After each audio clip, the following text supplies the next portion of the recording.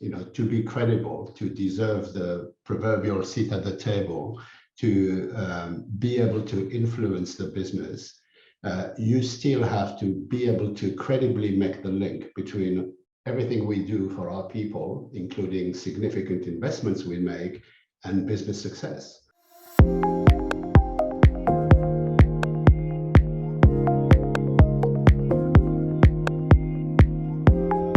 Hello and welcome to Diverse and Inclusive Leaders. This is the show where I speak with the most inspirational and thought-provoking leaders of today and unearth their unique stories of diversity and inclusion to help inspire, educate and motivate others to make the world a better place.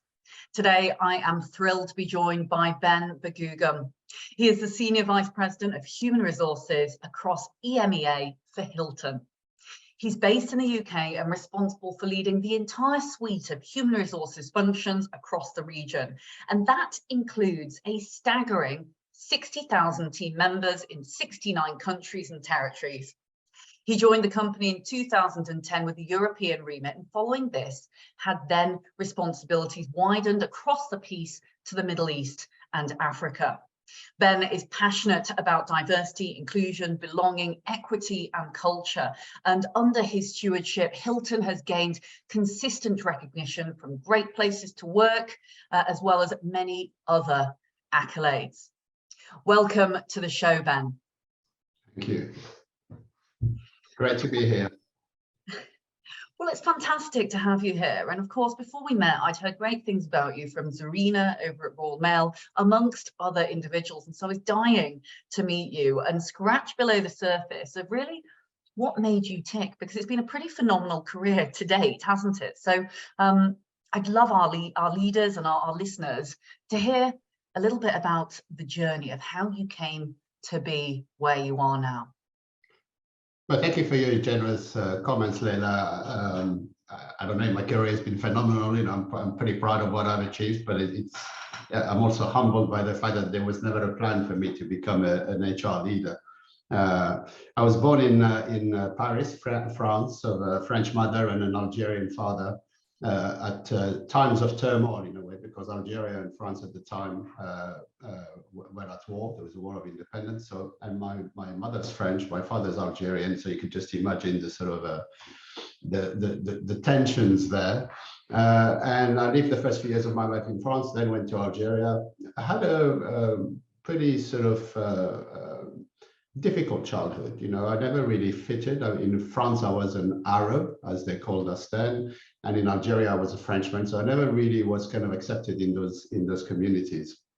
And my dream was always to leave Algeria. I wanted to explore the world, and the only way to do that was to seek a government program grant to go study abroad. And by luck, I ended up coming to the United Kingdom. And there began my love for the United Kingdom. And I'm passionate about the UK, and I'm a British citizen now, and proud to be so. But I've also lived in different countries. I speak different languages. I'm pretty multicultural. And so I studied engineering, graduated from university, never wanted to work in the oil industry, so petrochemical engineering. I decided to just go with the flow in those days. In my 20s, I wasn't really career-minded, and I had done some work in hotels and restaurants to supplement my meager grant. So I stayed in hotels and restaurants. At the very bottom end, I started sort of washing plates in the kitchens and peeling vegetables, and then I moved to the restaurant, the very sort of bottom rung of the ladder as a waiter. And it's only really in my late 20s that I decided to think about what am I going to do with the rest of my life, my career. And I then decided to join a large hotel company, now defunct, but it's called Trust House Forte. And I started there as the sort of supervisor, manager, went on the management training scheme. And my dream then was to one day manage the Savoy or the Grosvenor House, or one of the Claridge's, one of the great, famous, iconic hotels of London. And I was on a track to do that. I was going to be a general manager of a hotel, until someone from the company came to me one day and said, you're reasonably good at what you do. You speak a few languages. We need trainers. We're creating this international division, so we'll need to be able to deliver this business planning training in different languages. would you like to join us, as a project? And you can go back to being a general manager of a hotel whenever you're fed up with what you're doing. And that was sort of 34 years ago, the beginning of my career in HR as a trainer in the international division of this company, working in the Caribbean, working all over Europe, and so on and so forth. Exciting times. And then very quickly got promoted through from training into general HR into different HR roles. And I have worked in the hospitality industry, and then I ended up moving to America. I worked in the technology sector, then came back to the UK, worked in retail, and then joined Hilton about 12 years ago. And I have to say, I feel completely privileged to work for Hilton. That's like coming home to finally working for a company that was desperately wanting to do the right thing for all our constituents, all our stakeholders. And at the time we were private equity owned, it was kind of you don't normally associate the two. Hilton owned by Blackstone, and Hilton wanting to build a great company that was going to, serve its stakeholders, so its shareholders, of course, but its customers, the owners of our hotels, our team members, our communities. And the very big difference I observed then was that these were not just words on a website or on brochures, nice words that every single company in the world probably has. There was real intent to execute on those strategies, on those words. And that was refreshing. That was different. The company really meant what it said. And I know this sounds like a sales pitch to Hilton, and I work for Hilton, but actually it's really what I think. And that's why I'm here 12 years later, still passionate about the work, about the company, about our brands, about our people, and about what we want to try and achieve. Our founder, Conrad Hilton, was famous for saying that he thought that travel and hospitality could change the world for good, and in fact, he coined a phrase that we were about spreading the light and warmth of hospitality. And it's still today our kind of mission, spreading the light and warmth of hospitality and making the world a better place. It sounds lofty. I mean, we're a hard-edged, publicly quoted business, Every quarter, we want to share great results with our investors, but fundamentally, we also want to make the world a better place. So that's kind of a whistle tour journey into what got me here today. But thank you for your really nice comments. Ben, what a whistle-stop tour that was, and already I'm thinking there's so many things I want to dive deep into there.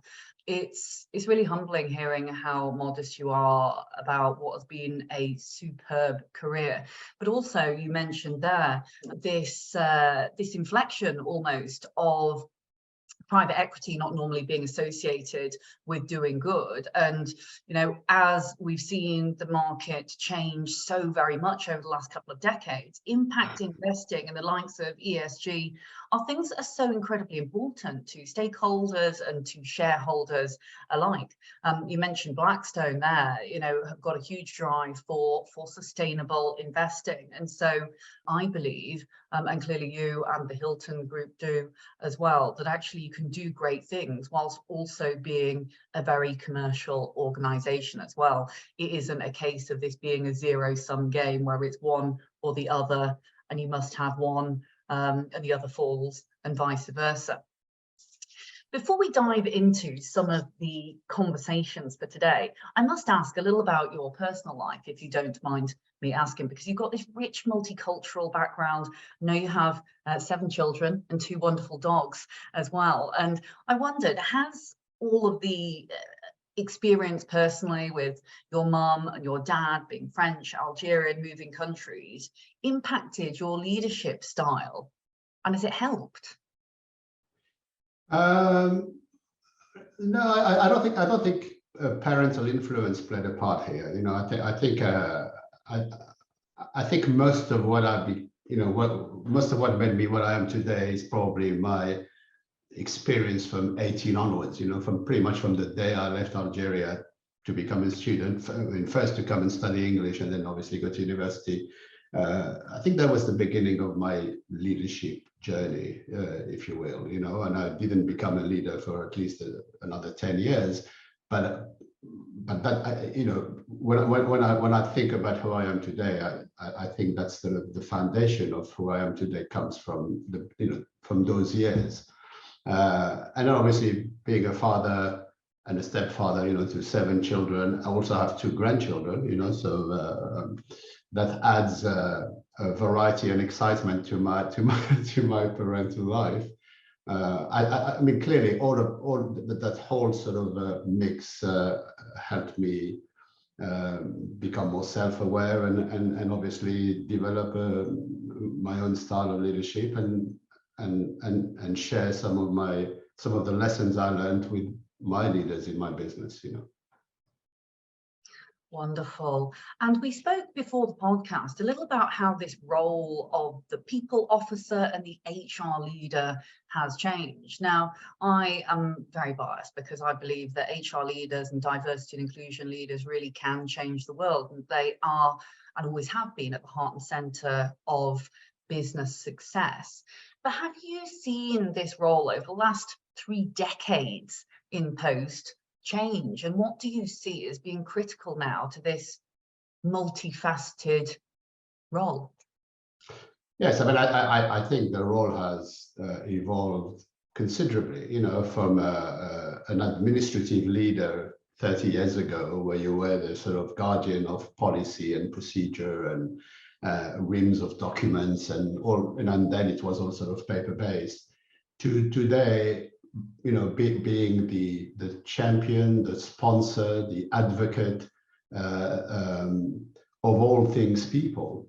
But what hasn't changed, I don't think, is that, to be credible, to deserve the proverbial seat at the table, to be able to influence the business, you still have to be able to credibly make the link between everything we do for our people, including significant investments we make, and business success, because it's not a sustainable strategy to just talk about human-centric behavior, caring for our people, extending sort of benefits, thinking about their sort of well-being in the broader sense, diversity, equity, and inclusion. It only all makes sense if it can correlate to some kind of business benefit. And of course, obviously, the fulfilling of our ESG strategies and responsibilities too. But nonetheless, there has to be that link between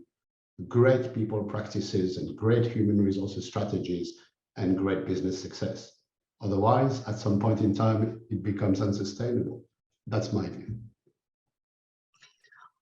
I couldn't agree more, and it is a fascinating juxtaposition almost between 2 core things in the business, which are ensuring people feel that they belong, and you alluded to belonging right back in the early career. It's something that made me also get into running Dial, was that feeling of not quite fitting in anywhere. And so that feeling of ensuring people feel at home where they are, yet also driving the success, which, I guess the correlation there is engagement, ultimately driving business profitability.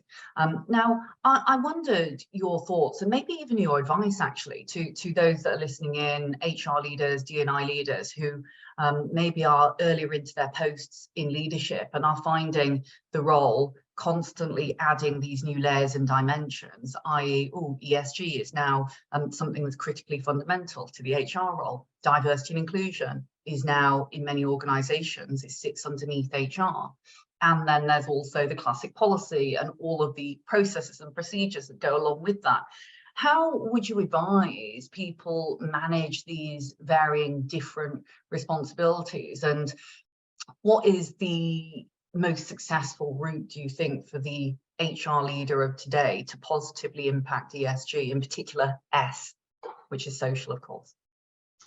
Well, I guess different companies and different industries will have different points of connection to their communities, and they'll have different sort of, depending on the nature of their business, they'll have different sort of ESG strands to their strategies. I can only speak for Hilton, and I guess the link between HR And ESG at Hilton is mostly towards the communities in which we operate. So it's what contribution do our hotels make to the communities all around the world we operate in terms of the creation of employment, in terms of standards, around human rights, around treating people fairly and equitably, around job creation, around community support and community giving. And obviously there are, not within my remit, but all the work on sustainable supply chain and the work we do in terms of the environment and the zero waste approach we have to our business and so on and so forth, and obviously the energy thing, but not everything sits within sort of the role of HR. I think to me it's people and communities, because our people belong to communities, and what we could do to make that world, that community, a better place, the contribution of Hilton to that. So and that part of it sits within HR. So for example, we call our part of our ESG strategy travel with purpose, and we have travel with purpose champions in our business, and it's about empowering these travel with purpose champions with doing what they need to do to support their communities. And it's a fantastic program, and in fact, sort of interestingly, it's a big strand in driving engagement, because team members, particularly in parts of the world which suffer deprivation, what you do for them is hugely important, but what you do for their communities is equally important in driving their level of engagement towards Hilton. So not that is necessarily the objective, but it's a nice byproduct, if you will. So that it's fair and right that it should sit within the HR responsibility. But it's difficult to give advice, I guess, because every organization, every business, every company will have its own approach linked to the business that it does. I mean, it has to be relevant to the business that you do. In hospitality, we have a fantastic opportunity to make a difference, because we go, for example, to a new country. So we're about to open a hotel in the Republic of the Congo, in Kinshasa, first Hilton in country. A country that has suffered, severe social issues, and we can, in that community where we operate, make a difference, because we can create 300 or 400 jobs. We can impact the community in very positive ways. We can buy the products for our restaurants from local farmers. We can educate. We can create hope for whole communities, and it is not only worthwhile, but it is fantastic to drive engagement for our people, and great for our business too. What's really interesting, you said there, is it alluded to this closing of the opportunity gap and creation of opportunity, which is something I believe employees of today are far more educated than they once were, in particular because of the digital environment, and especially when it comes to purpose, wanting to work for organizations that care about all of their stakeholder groups, employees being a huge one of those, and creating these opportunities for local communities, yet also doing that at a global level, which clearly Hilton and yourself are doing. I wondered, when it comes to employees and communities and successful strategies for driving change, one of the things you previously mentioned is employee resource groups. And employee resource groups we see as being a fast growing community of highly passionate individuals that aren't HR experts per se, yet have a huge amount of personal desire and passion. In the same way that the vast majority of our workforce now is, Gen X, Y, Z, care more about purpose when it comes to selecting their organization than they ever had. Communities like your employee resource groups become more and more important. Talk to me a little bit about some of the great work that you've done with employee resource groups and how they've impacted not only the local level, but also the global level, because these feed up into D&I, into HR, and into greater company strategy. They do. Well, it's sort of different around the world, because clearly the world of diversity, equity, and inclusion takes different local flavors or regional flavors. So I'll speak not so much about Hilton globally, but Hilton in this region of Europe, Middle East, Africa. We have 5, we call them team member resource groups, and they represent gender, they represent pride, they represent ethnic diversity, they represent abilities, dealing with people with different abilities, neurodiversity, and so on. And they represent generations. It used to be sort of Gen Y, Gen Z, Gen Alpha group, but it's not all generations, to ensure that equity and inclusion applies to all comers. And the role of these groups, and most of the people on these groups are not HR people, but HR people participate as members of those communities, but also to support the process of communication and business impact. And the evolution of them went from representation, so representing the group or community that is defined by the title of the team member resource group, to now making an impact on the business. Because you go from, we have a place to go where we can talk to people like ourselves and share thoughts and ideas or frustrations or problems, to now, how can we change the business? How can we make the business truly inclusive? And it's extremely rewarding to see what comes out of these groups in terms of suggested actions or plans. And it's not just, this is what we think Hilton should do. This is what we think Hilton should do with us, and we can participate in the journey. And we've set up now a Diversity, Equity, and Inclusion Council, which I co-chair with our global head of diversity, which we do every month. And not only the heads of these resource groups, but any member of the resource groups can participate. And we set up projects to address issues and challenges we still have, obviously, in both representation and business impact. And we share data that tells us whether we're making progress or not, as the case may be. This is a very serious endeavor, and I'm really excited about it, because we are making progress. In some cases, quite small progress, modest progress, but nonetheless, one step forward is always better than 2 steps back. And so, yes, we're very proud of that. I would say we're still sort of early stages, significant business impact, probably not yet, although on the gender diversity front, I think we're making really good progress. So that's a quick overview of the team member resource group activity. What strikes me when we're speaking about the experience you've had within Hilton is you never feel the journey is over, which I think is a real learning lesson actually for all that are listening, is that in this constantly fast evolving VUCA quote unquote world that we live in, the journey never stops. It's like culture, it's living, it's breathing, it's sleeping. And whilst I know you're incredibly proud of, and we've spoken a number of times about the brilliant initiatives around gender, this is expanded out and it is now starting to create what you perceive as almost the beginning of the journey, when actually having gender, pride, ethnicity, different abilities, expansion out of the different generational groups is really wonderful. And I think this notion of the employee voice is becoming far more powerful. It's something that we hear a huge amount with our members. And so placing employee resource groups at the heart of senior leaders, diversity councils with yourself and your diversity and inclusion director, which ultimately create that feedback loop, is really critical to ensuring that we're bringing all of these different rich diversities into the conversation and ultimately bringing everyone along the journey. Yes, and I think I don't have any conception of how you can build a strategy without the voice of your team members.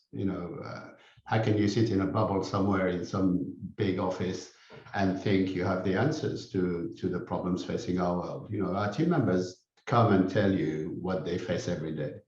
Whether they face prejudice or whether they face discrimination, whether it's very serious or whether it's mild or whatever it is, they come and tell you, let me tell you my experience. And is this really what Hilton ought to be? And the answer is clearly not. And then we address these issues, first at solving the issue for the team member, and then sort of broadening it into ensuring that our systems and processes and our business processes and the environment we create solve those issues naturally, eventually organically, so that we can at some point in time truly call ourselves completely inclusive. But that comes from the voice of our team members. I think another thing of note, and perhaps that might be of interest, I've worked for a long time. I think we started doing employee surveys more than 20 years ago. And I've never, until I came to this company, worked for another organization that took it to this level of seriousness. So we always did surveys. We communicated the survey results. We put the report on the shelf. We did the survey again next year, and nothing happened in between. At Hilton, there is a huge process around asking the opinion of our team members. We've got more than 92% response rate in our company. So we get 200,000 fairly chunky survey reports from our team members. That's a lot of very interesting data.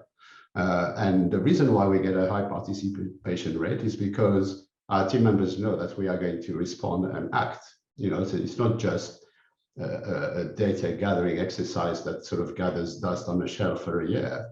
It drives a huge amount of focus and action from the very most senior level in the organization all the way down to every single leader that has more than 5 people reporting to them that we can report on. And we follow up and we action plan and we support each other, and we invest and all of those good things to make sure that our team members know that their voice is listened to. Now, do we respond to everything that they say we should consider? No, clearly that's not possible. But we respond to the top 3, 4, 5 themes every year trying to make this company a better company. So whether you work for a small, medium-sized or large company, it's possible to make a difference as long as you take the voice of your team member seriously. You're touching on one of my favorite subjects ever, and that is data. I'm going to ask one more question before we go into our little lightning round at the end. And I've already logged in the back of my head, we've got to do another podcast all around HR and people data, because I just love looking at numbers. But I wondered, when you talk about, survey results, by the way, 92% is just phenomenal, and 200,000 results, that is just, like you say, a huge amount of data. But we're starting to see organizations now track the ROI and engagement statistics from employee resource groups specifically, because these have really started to rise up the fore in terms of importance and move from groups that maybe were, speaking more so about discrimination cases through to being positive drivers of innovation for business and also beacons for change. How do you track the return on investment and the engagement levels within your employee resource groups? And how many do you have in those groups right now? And where would you like to see them in the future? Yes, I mean, that's a good question. And I'm not sure I can fully answer it, because employee resource groups is a 4-year, it started 4 years ago with just a gender resource group, and it developed into those 5 groups. I think it would be a guess of me to start talking about ROI in cash terms, but ROI in terms of retention of team members. Those team members that participate in resource groups is very high retention. So even just those team members, and we're making inroads into communities where we could find talent that we wouldn't have thought of looking at before. And I guess that's an element of ROI. In our talent challenges, and we experience talent challenges like all companies these days, almost everywhere around the world, the ability to find talent in communities that you might not have thought of to look for talent before, because it would have been hard or difficult, or and so on and so forth. Now, that's an element of return on investment. So if we can find ways to alleviate our recruitment and talent acquisition challenge in using our resource groups and using our DEI strategies, I can stand up to our board and say we're making progress, and we are mitigating some of our challenges by broadening the scope of where we recruit and how we hire and appoint people. Eventually we'll have to translate that into cash, obviously, to some of our stakeholders. But for now, I think it's a good ROI. Superb. And I've got to ask a couple of lightning round questions, Ben, before we wrap for today. And I'm going to start with the hardest one first. I'm going to give you 30 seconds to answer each question. So think of it like the X Factor, where you're kind of buzzing after 30 seconds. Hardest one first. What's your secret to success? Oh, I don't think I have any, really. I think if I was going to pick one thing, I'd say treat people as you like to be treated. That's kind of the secret to leadership, in my view. Who's inspired you most throughout your career? A mix between my mother and 2 or 3 leaders I've had the privilege of working for. I would say my latest sort of inspiration comes from our chief executive, Chris Lasetta at Hilton. Extraordinary CEO. Fantastic. And I hope he's listening, because he's got great HR leader yourself, Ben. Finally, if you could go back in time, back to when you were looked at as, an Arab, as you mentioned right at the beginning of the podcast, what advice would you give to your younger self, if you could? For me, I think it would have been to start my career earlier, because I kind of wasted my 20s. I only really started when I was 30 years old. I think I've wasted a few years. I don't have any big regrets, but I would say, look, Ben, get started. Stop messing around, get on the career ladder now. Ben, thank you ever so much for joining me today. I thoroughly enjoyed the podcast. In fact, I can't believe the time has gone so quickly. I'm going to do my very best to summarize before I thank you and say that I look forward to seeing you again very soon. But for those that have been listening in to today's show, looking at the growing role of the HR leader and the strategic opportunity to really drive business for good, not only through ESG initiatives, through community-based initiatives, but also really staying at the forefront of positive influence when it comes to that boardroom environment.